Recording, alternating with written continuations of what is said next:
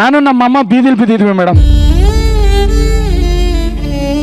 ಅವತ್ತು ಎತ್ಕೊಂಡ್ಬಂದು ಸಾಕಿದ್ ನಮ್ ತಾತ. ಸೊ ಈಗ ನಿಮ್ ತೋಟ ಊರಲ್ಲಿ ತೋಟ ಇದೆ ಇದೆ ಇದೆ. ಅದು ನಮ್ಮ ತಾಯಿಗೆ ಅದನ್ನ ಮಾಡೋದೇ ಹಬ್ಬ. ಸ್ಟೇಜಿಗೆ ಹೋದ ಮೇಲೆ ಒಂದ್ ಚಿಕ್ಕ ಜಲಕ್ ಚೇಂಜ್ ಮಾಡಿದೆ. ನಾನು ಅವನಿಗೆ ಹೇಳಿರ್ಲಿಲ್ಲ. ನಾನು ಧೀರೇಂದ್ರ ಗೋಪಾಲ್ ವಾಯ್ಸಲ್ಲಿ PC ಮಾಡಕ್ ಶುರು ಮಾಡ್ಬಿಟ್ಟೆ. ಅವನು ಸೀರಿಯಸ್ ಆಯ್ತು, ನಂದು ಕಾಮಿಡಿ ಆಯ್ತು, ವರ್ಕ್ ಆಗೋಯ್ತು.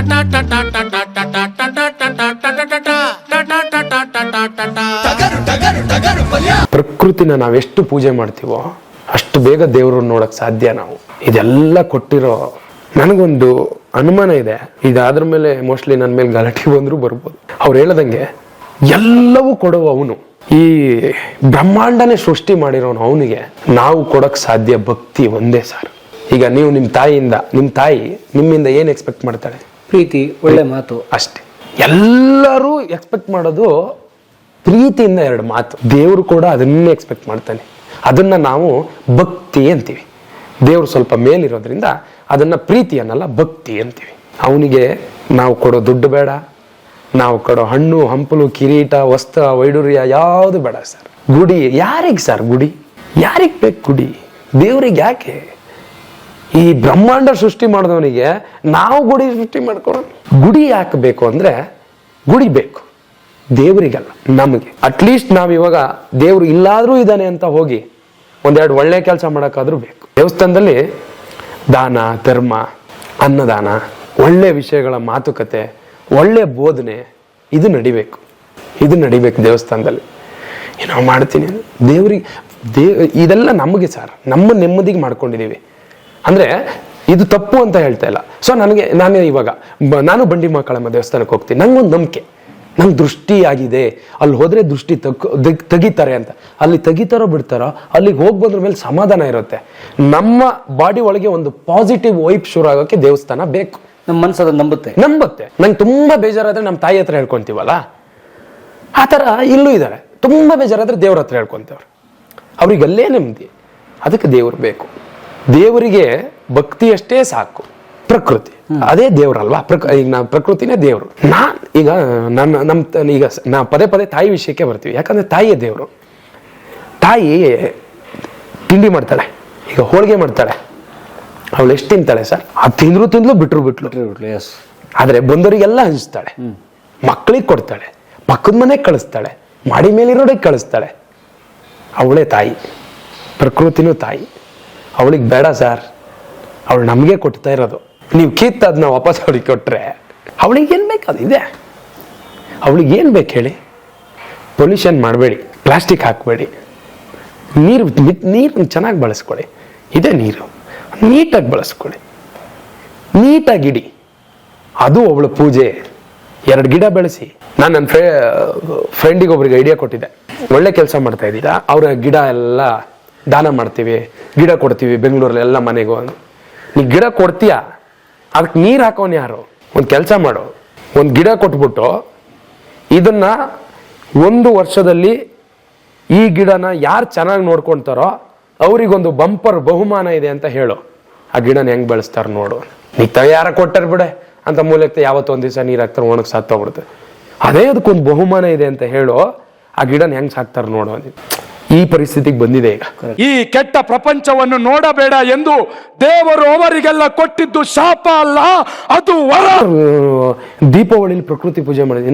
ನಮ್ಮಲ್ಲಿ ಏನ್ ಮಾಡ್ತೀವಿ ಗೊತ್ತಾ ಸರ್? ನಮ್ಮ ಮಲೆನಾಡಲ್ಲಿ ಇಡೀ ಭೂಮಿಗೆ, ಮಲೆನಾಡಲ್ಲಿ ಭೂಮಿಲಿ ದೀಪಾವಳಿ ದಿನ ಇಲ್ಲಿ ಪಟಾಕಿ ಅವ್ರು ಢಾಮ್ ಢೂಮ್ ಢೂಮ್ ಅಂತೀವಲ್ಲ, ಹೊಗೆ ಹಾಕ್ತಾ ಇರ್ತಾರೆ. ನಮ್ಮೂರಲ್ಲಿ ಕೋಲಿಗೆ ದೊಂದಿ ಅಂತೀವಿ. ಆ ದೊಂದಿ ಪಂಜುನ ಈ ಚಿಕ್ಕ ಕಡ್ಡಿಗಳಿಗೆ ಪಂಜ್ ಮಾಡಿ ತೋಟದಲ್ಲೂ ನಟ್ಕೊಂಡ್ಬರ್ತೀವಿ.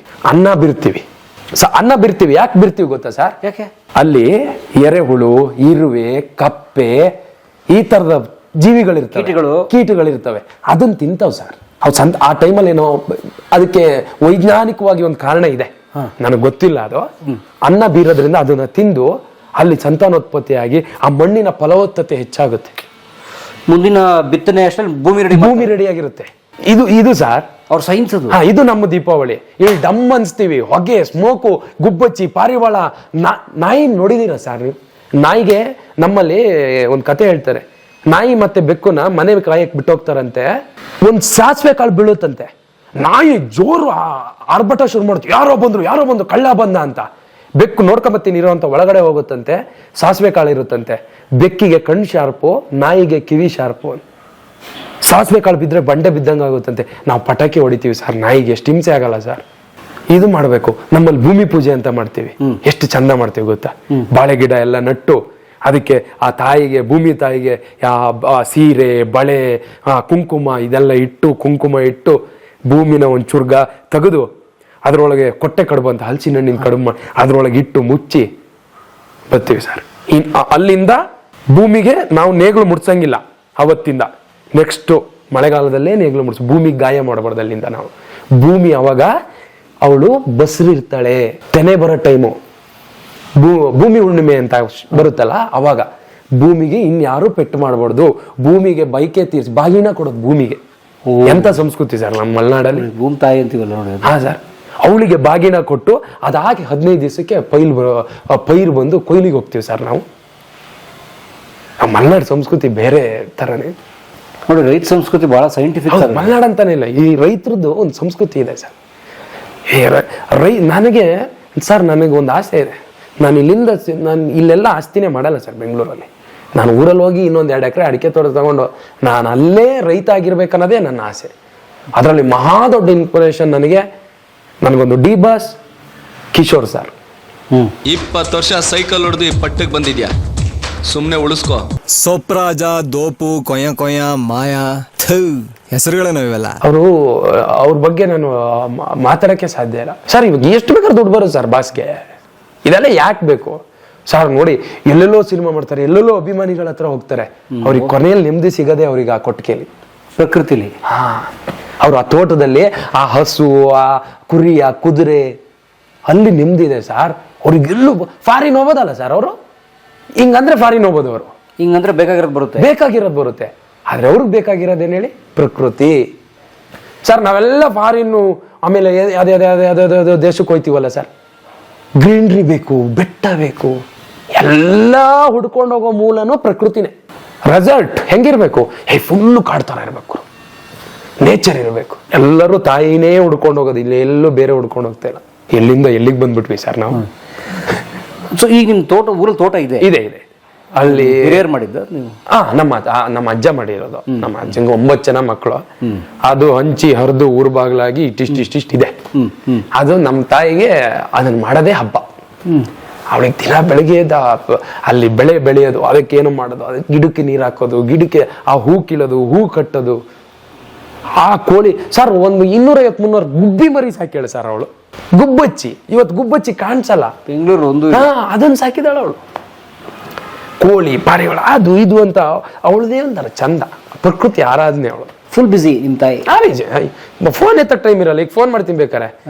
ಈಗ ಅಡಿಕೆ ಒಣಸ್ತೆ ಚಪ್ರದಲ್ಲಿ, ಈಗ ಹುಲ್ಲಿಗೆ ಹೋಗ್ಬೇಕು, ಹುಲ್ ತರಬೇಕು. ಯಾಕೆ ಮರತಿ ನಿಂಗಿವೆಲ್ಲ ಎಲ್ಲ ಬಿಟ್ಟು ಬಿಸಾಕಿ ಇತ್ಲಾಗ ಇಲ್ಲಿಗೆ ಬಾ ಬಂದ ನೀನ್ 4 ಮಾಡೋ ಮಧ್ಯೆ ಹಾಕಿರ್ತಿ. ಅದ್ರ ಬದಲು ಜೈಲಿಗೆ ಕಳಿಸು ಅಂತೇಳಿ, ಜೈಲಿಗೆ ಕಳಿಸು, ಇಲ್ಲಿ ಕರ್ಕೊ ಬರೋ ಬದಲು. ನಾನು ಖುಷಿಯಲ್ಲಿ ಇದ್ದೀನಿ ಕಣ, ಇಲ್ಲೇ ಇರ್ತೀನಿ. 4 ದಿವಸಕ್ಕೆ ಪುಣ್ಯದ್ಗೀತಿ ಬೇರೆ ಮನೆ ಮಾಡೀನಿ, ಬಾ ಅಂದ್ರೆ ಬರ್ತೀನಿ. ಎಲ್ಲ ಕೆಲಸ ಮುಗಿಲಿ, ಈ ನನ್ನ ಮಕ್ಕಳಿಗೆಲ್ಲ ವ್ಯವಸ್ಥೆ ಮಾಡ್ತೀನಿ ಸರ್. ಮಕ್ಕಳು ಯಾವ ಥರ ಅಂದರೆ, ಅಮ್ಮ ಬಿಸ್ನೆಸ್ ಮಾಡಿದ್ದು. ಫೈಟ್ರ್ ಕೋಳಿ ಒಂದೊಂದು ಕೋಳಿಗೆ 10,000 ಇರ್ತದೆ. ಮಾರು ಅಂತ ಕೋಳಿ ಕೊಟ್ರೆ ತಗೊಂಡೋಗಿ ಒಂದು 20 ಕೋಳಿ ಕೊಟ್ರೆ ಒಂದು 200 ಕೋಳಿ ಮಾಡ್ಕೊಂಡವಳೆ. ಊರಿಗೆ ಹೋಗಿದ್ನಲ್ಲ, ತಿನ್ನೋಣ ಅಂತ ಮನ್ಸಾಯ್ತು. ಒಂದು ಕೋಳಿ ತಿನ್ನೋಣ, ಕುಯ್ಲಮ್ಮ ಅಂದೆ. ಕುಯ್ ಅಂತ ತಡಿ, ಮಕ್ಕಳೇ ಬನ್ನಿ ಅಂದ್ಲು. ಎಲ್ಲ ಕೋಳಿ ಬಂದು ಹಿಂಗೆ ನಿಂತಿದ್ದಾವೆ ಸರ್. ಅವಳು ಮಕ್ಕಳೇ ಅಂದಿದ್ದಕ್ಕೆ ಒಂದು ಕಾಲ್ಗೆ ಒಂದೇ ಒಂದು ಕಾಲು ಹಿಂಗೆ ನಿಂತಿದ್ದಾವೆ. ಯಾವ್ದು ಬೇಕಾ ತಗೋ ಅಂದ್ಲು. ಎಂಥವಳಂದ್ರೆ ನೀನು, ಮಕ್ಕಳೇ ಅಂತ ನನ್ನ ಕಣ್ಣು ಮುಂದೆ ಕರೆದಾಗ ಅವು ಬಂದು ನಿಂತರೆ ನಾನು ಕುಯ್ಯಲ್ಲ ಅಂತ ನಿಂಗೆ ಗೊತ್ತು, ಅದಕ್ಕೆ ಕರೆದೆ ತಾನೇ ಅಂದ್. ಎಲ್ಲ ಮಕ್ಕಳು ಕಣ. ಆಮೇಲೆ ಇದು ಎಂತ ಮಾಡ್ತೀನಿ ಅಂದರೆ, ಇವು ವಯಸ್ಸಾಗೋ ತನಕ ಸಾಕ್ತೀನಿ, ಆಮೇಲೆ ಸತ್ತೋದಂಗೂ ಮಣ್ಣಾಕಿ ಮುಚ್ತೀನಿ ಅಂತ. ಇಟ್ಕೊಂಡು ವ್ಯಾಪಾರ ಮಾಡೋದು, ತಿನ್ನೋದು ಏನು ಮಾಡಲ್ಲ. ಇತ್ತಿತ್ಲಾಗ ಬೈದು ನೀನ್ ತಿನ್ನೋದು ಬೇಡ ಮರ್ತೆ, ಅಟ್ಲೀಸ್ಟ್ ಮಾರು ಕೊಡು ಹೊತ್ಲಾಗೆ. ಈಗ ಮಾರ್ತಾಳೆ ಅವಳು, ಕುಯ್ಯಲ್ಲ, ಒಂದೇ ಒಂದು ಕುಯ್ಯಲ್ಲ ಅವಳು ಸರ್. ನಂಬಲ್ಲ, ಆ ದೇವ್ರ ಮೇಲೆ ಆಣೆ ಮಾಡಿ ಹೇಳ್ತೀನಿ, ಒಂದ್ ದಿವಸ ಒಂದು ಕೋಳಿಗೆ ಏನೋ ಏಟಾಗ್ಬಿಟ್ಟಿದೆ. ಬಬ್ಬೆ ಹೊಡ್ಕೊಂಡು ಆಟೋ ಮಾಡ್ಕೊಂಡು ಹಾಸ್ಪಿಟ್ಲಿಗೆ ಹೋಗಿ, ಹಾಸ್ಪಿಟ್ಲಲ್ಲಿ ಏನಾಗಿದೆ ನೋಡ್ರಿ, ಕೋಳಿಗೆ ಹುಷಾರಿಲ್ಲ. ಅದಕ್ಕೆಲ್ಲ ಡ್ರಾಪ್ಸ್ ಹಾಕೊಂಡ್ಬಂದು ಮನೆಗೆ ಬರೋಷ್ಟೊತ್ತಿಗೆ ಸತ್ತೋಗ್ಬಿಟ್ಟಿದೆ ಅದು ಸರ್. 1 ವಾರ ಹತ್ತಿದ್ದಾಳೆ. ನಮ್ಮ ಚಿಕ್ಕಮ್ಮ ಫೋನ್ ಮಾಡಿ ಅವಳಿಗೆ ಏನಾರು ಮಾಡಿ ಸಮಾಧಾನ ಮಾಡೋದು. ಇಲ್ಲಿಂದ ಊರಿಗೆ ಹೋಗಿ ಸಮಾಧಾನ ಮಾಡಿದ್ದೆ ನಾನು. ಒಂದು ಕೋಳಿ ಸತ್ತೋಗಿದೆ ಸರ್. ಇಲ್ಲಿ ಬೆಳಗಾದ್ರೆ ಕೋಟ್ಯಾಂತರ ಕೋಳಿ ಹತ್ಯೆ ಆಗುತ್ತೆ. ಆ ಫೋಟೋ ನನ್ನ ಹತ್ರ ಇತ್ತು ಅನ್ಸುತ್ತೆ, ಎಲ್ಲೋ ಡಿಲೀಟ್ ಆಗಿದೆ, ಇದ್ರೆ ಅಲ್ಲ ತೋರಿಸಲ್ಲ. ಮತ್ತೆ ನಿಮ್ಮ ಸೊಂಟಕ್ಕೆ ಏಟಾದಾಗ ಎಷ್ಟು ನೋವಾಗಿರ್ಬೇಕು ಅಲ್ವಾ, ಅವಳು ಹಂಗೆ. ಸೊ ಅವ್ರ ಲೋಕದಲ್ಲಿ ಅವ್ರು ಬದುಕಿದ್ದಾರೆ ಸರ್. 6 ಅಷ್ಟೇ ಮುಗೀತು. ಅಲ್ಲ ಸರ್, ರೆಂಟ್ ಮನೆದು ಇದೆ ಸರ್. ನಿಮ್ಗೆ ಇದನ್ನ ಬರ್ಕೊಳಕ್ಕೆ ಹೇಳ್ತೀನಿ. ಸೊ ಇಲ್ಲಿ ನಿಮ್ದು PU ಆಯ್ತು ದೆನ್ ಹಾ PU ಆಯ್ತು. ಆಮೇಲೆ ಅದೇ PU ಅದ್ರ ಮೇಲೆ ಡಿಗ್ರಿಗೆ ಅದೇ ಗಣಪತಿ ಸರ್ ಸಿಕ್ಕಿರೋದು. ಸೊ ಅವರು ಈ ದೇವರು ಇದನ್ನೆಲ್ಲ ಅಂದ್ರೆ ನೀನ್ ಏನ್ ಮಾಡ್ಬೇಕು, ನಿಮ್ ದಾರಿ ಯಾವ ಕಡೆ, ನಿನ್ ದಾರಿ ಯಾವುದು, ನಿನ್ ಟ್ಯಾಲೆಂಟ್, ನಿನ್ ಯೋಗ್ಯತೆ ಏನು, ಯಾಕೆ ಹಿಂಗೆಲ್ಲ ಆಗಿದ್ಯಾ? ಬದುಕನ್ನ ಬದಲಾಯಿಸ್ಬಿಟ್ರು ಅವ್ರು, ಬೇರೆ ತರನೇ ಬದಲಾಯಿಸ್ಬಿಟ್ರು. ಅಲ್ಲಿಂದ ಹೊರಟಿರೋ ಜರ್ನಿ ಸರ್ ಇಲ್ಲಿಗೆ ಬಂದಿದೆ. ಅವತ್ತು ಒಬ್ರು ಶರತ್ ಅಣ್ಣ, ಗಣಪತಿ ಸರ್ ಇವರಿಬ್ರು ಸಿಕ್ಕಿಲ್ಲ ಅಂದಿದ್ರೆ ಬೇರೆ ಗಾರೆ ಕೆಲಸ ಇವು ಏನೋ ಕೆಲಸ ಮಾಡ್ಕೊಂಡು ಅಥವಾ ಜೈಲಪ್ಪ ಎಲ್ಲೋ ಒಂದ್ ಕಡೆ ಇರ್ತಿದ್ವಿ. ಅಲ್ಲಿಂದ ಮಜಾ ಬರುತ್ತಾ ಆಡಿಷನ್ ಕೊಟ್ಟೆ. ಹೇಗೆ ಸಿಗ್ತದೆ? ಸೊ ಡಿಗ್ರಿಗೆ ಅದೇ Tunga college, degree Tunga college, ಬಿ ಎಲ್ಲಿ ಅದು ಒಂದು ಮಜಾ ಗಮ್ಮತ್ತು. ಹೋದೆ, ಯಾವ್ದು ತಗೊಂತೀರಾ ಅಂದ್ರು. ಯಾವ್ದಾವ್ದಿದೆ? History, English, economics, political, Kannada ಅಂದ್ರು. ಕನ್ನಡ ಕೊಟ್ಬಿಡಿ ಸರ್ ಅಂದೆ. ಇವೆಲ್ಲ ಕಷ್ಟ, ಕನ್ನಡ ಕತೆ ಹೇಳೋದಲ್ಲ. ಎಂಥ ದೊಡ್ಡ ಕೆಲಸ ಅಂದ್ರೆ ನಂದು ಗೊತ್ತಿಲ್ಲ ಸರ್.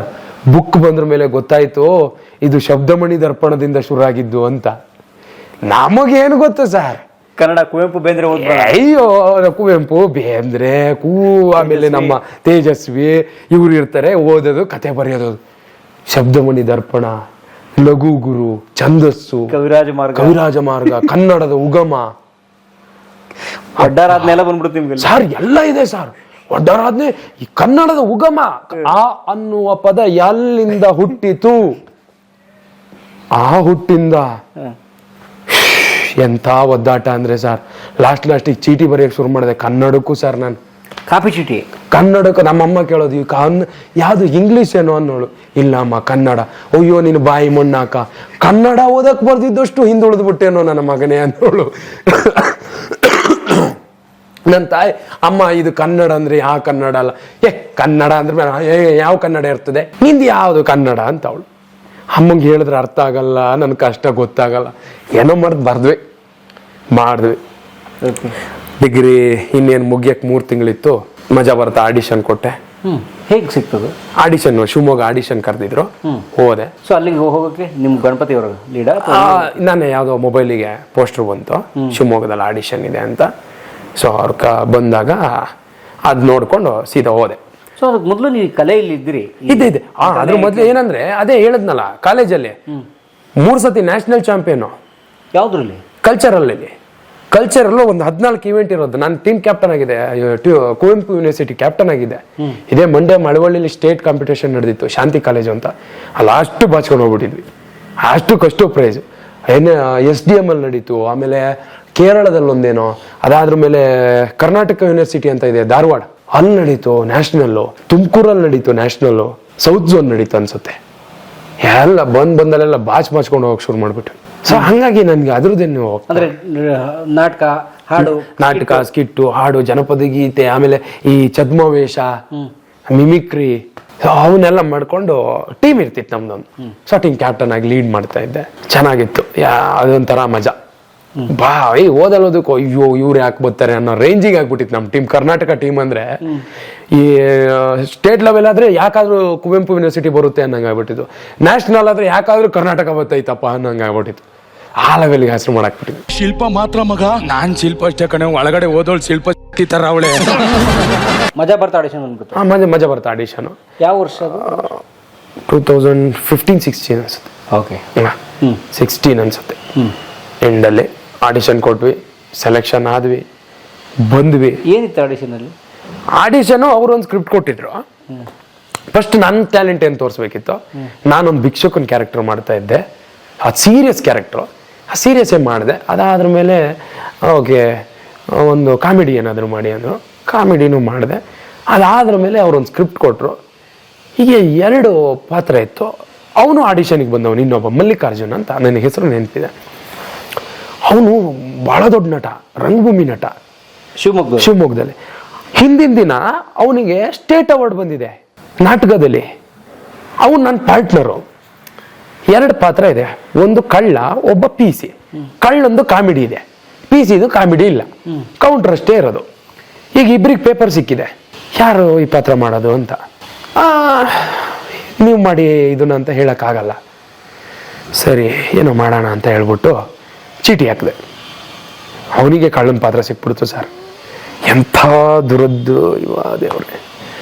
ಸರಿ ಪ್ರಾಕ್ಟೀಸ್ ಮಾಡ್ಕೊಂಡ್ವಿ. ಸ್ಟೇಜಿಗೆ ಹೋದ ಮೇಲೆ ಒಂದು ಚಿಕ್ಕ ಜಲಕ್ ಚೇಂಜ್ ಮಾಡಿದೆ. ನಾನು ಅವನಿಗೆ ಹೇಳಿರಲಿಲ್ಲ. ನಾನು ಧೀರೇಂದ್ರ ಗೋಪಾಲ್ ವಾಯ್ಸಲ್ಲಿ PC ಮಾಡಕ್ಕೆ ಶುರು ಮಾಡಿಬಿಟ್ಟೆ. ಧೀರೇಂದ್ರ ಗೋಪಾಲ್ ವಾಯ್ಸೇ ಕಾಮಿಡಿ ಅಲ್ವಾ, ಅವನದು ಸೀರಿಯಸ್ ಆಯಿತು, ನಂದು ಕಾಮಿಡಿ ಆಯಿತು. ನಾನು ಬಾಡಿ ಲ್ಯಾಂಗ್ವೇಜಲ್ಲೇ ಯೂಸ್ ಮಾಡ್ಕೊಬಿಟ್ಟೆ PC ಸ್ಕ್ರಿಪ್ಟ್ ಬರೀ ಡೈಲಾಗ್ ಕೊಡೋದಷ್ಟೇ. ಡೈಲಾಗ್ ಕೊಡ್ತಾರೆ, 10 ನಿಮಿಷ ಟೈಮ್ ಕೊಡ್ತಾರೆ, ಮಾಡ್ಕೊಬರ್ಬೇಕು. ಡೈಲಾಗ್ ಕಲ್ತ್ಕೊಂಡು ಟಪ್ಕ ಬಂದ್ವಿ. ಅವ್ನು ಸ್ಕ್ರಿಪ್ಟಲ್ಲಿ ಇದ್ದಿದ್ದು ಹೇಳಕ್ ಶುರು ಮಾಡ್ಬಿಟ್ಟ. ನಾನು ಸ್ಕ್ರಿಪ್ಟಲ್ಲಿ ಇಲ್ಲದೆ ಇರೋದು ಇದ್ದಿದ್ದೆಲ್ಲ ಸೇರ್ಸ್ಕೊ ಬಡಿಯಕ್ಕೆ ಶುರು ಮಾಡ್ಬಿಟ್ಟೆ. ಅವ್ರಿಗೆ ಗೊತ್ತಾಯ್ತು ಈ ಬಡ್ಡಿ ಮಗ ಇಂಪ್ರೂವೈಸೇಷನ್. ಅವ್ರು ಏನಂದ್ರೆ ಆಕ್ಟಿಂಗ್ ನೋಡಿಲ್ಲ, ಇವರು ಸ್ಕ್ರಿಪ್ಟನ್ನ ಹೆಂಗೆ ಇಂಪ್ರೂವೈಸ್ ಮಾಡ್ತಾರೆ ನೋಡಿದ್ರು. ನಾನು ಅದನ್ನ ಇಂಪ್ರೂವೈಸ್ ಮಾಡ್ಕೊಂಡ್ಬಿಟ್ಟಿದ್ದೆ. ವರ್ಕ್ ಆಗೋಯ್ತು. ಅವ್ರು ಆಡಿಷನ್ ಮಾಡಿದೆ ಯಾರು ಗೊತ್ತಾ, ನಮ್ಮ ಪಾಪ ಅವ್ರ ಹೆಸರು ಮರಿಬಾರ್ದು ದೇವ್ರವರು, ನಮ್ಮ ಹಿಟ್ಲರ್ ಕಲ್ಯಾಣ ಹೀರೋ ದಿಲೀಪ್ ರಾಜ್ ಸರ್ ನಾನು ಆಡಿಷನ್ ಮಾಡಿರೋದು. ಖುಷಿ ಆಗ್ಬಿಟ್ರು. First selection sir. ನಾನು ಇಡೀ ಮಜಾ ಬರುತ್ತಕ್ಕೆ ನನ್ನ ಫಸ್ಟ್ ಸೆಲೆಕ್ಷನ್ 2015-16 ಅಲ್ಲಿಂದ ಬಂದ್ವಿ. ಜರ್ನಿ ಶುರು ಆಯ್ತು. ಪಾಂಡೆ ಏನೋ ವಿಡಿಯೋ ಕಳಿಸ್ದ, ನೀವ್ ಇಡೀ ಕರ್ನಾಟಕಕ್ಕೆ